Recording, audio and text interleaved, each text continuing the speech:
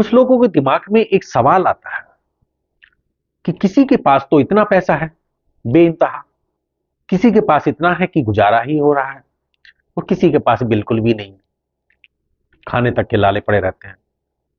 तो ऐसा क्यों? ऐसा इसलिए होता है क्योंकि हमें जो ये जन्म मिलता है ये पिछले कर्मों के आधार पे मिलता है कि हमने पिछले जन्म में कैसे कर्म किए थे, उसके आधार पे हमारा ये जीवन चलता है। यदि पिछले जीवन में हमने बुरे कर्म किए हैं तो गरीब घर में जन्म मिलेगा, और ये चेहरा जिसे हम सूरत कह देते हैं ये भी सुंदर नहीं मिलेगी। हमारा चेहरा, हमारी सूरत भी पिछले कर्मों के आधार पे होती है। हमारे शरीर, हमारी पर्सनैलिटी, वो भी पिछले कर्मों के आधार पे होता है। हमारे पास कितना धन आना है, कितनी हम कमाई करेंगे, या हमारे खर्चे ही चलेंगे, ये सब पिछले कर्मों के आधार पे चलता है। समय का चक्र जो घूमता है, ईश्वर ने जो एक समय का चक्र बनाया है उस सब का हिसाब रखता है, और सबसे समय आने पर, वक्त आने पर बदला भी लेता है।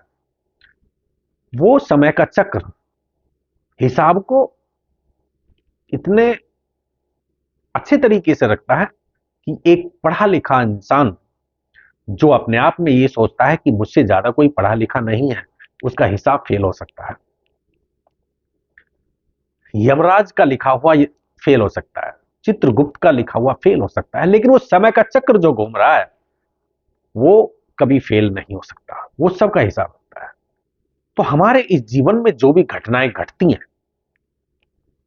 हादसे भी होते हैं, एक गंभीर बीमारियां भी होती हैं, गंभीर परिणाम भी होते हैं, जो भी ऐसा होता है वो सब पिछले कर्मों के आधार पे ही होता है। तो अपने आप में ये दोष नहीं देना चाहिए, ना देवताओं को ना ईश्वर को, कि हम ऐसे क्यों हैं, हमारे साथ ऐसा क्यों हो रहा है। बहुत लोग कहते हुए सुना होगा आपने कि हमारे ही साथ ऐसा क्यों होता है, बार बार परेशानियां हमारे ही पास क्यों आती हैं। तो किसी को भी दोष देने की जरूरत नहीं है, ये सब पिछले कर्मों के आधार पे है, और हमारे जीवन में ये घटनाएं घटने हैं।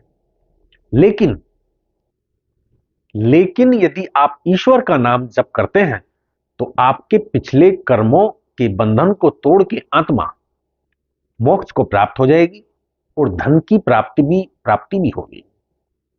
क्योंकि यदि आप ईश्वर का नाम जपते हैं, देवताओं को छोड़कर यदि आप ईश्वर का नाम जप करते हैं तो धन की प्राप्ति ईश्वर कराता है, और कर्मों का जो बंधन है जिसके कारण आपको धन नहीं मिल रहा है या आपका काम नहीं चल रहा है, वो काम भी चलने लग जाएगा, धन की प्राप्ति भी होने लग जाएगी।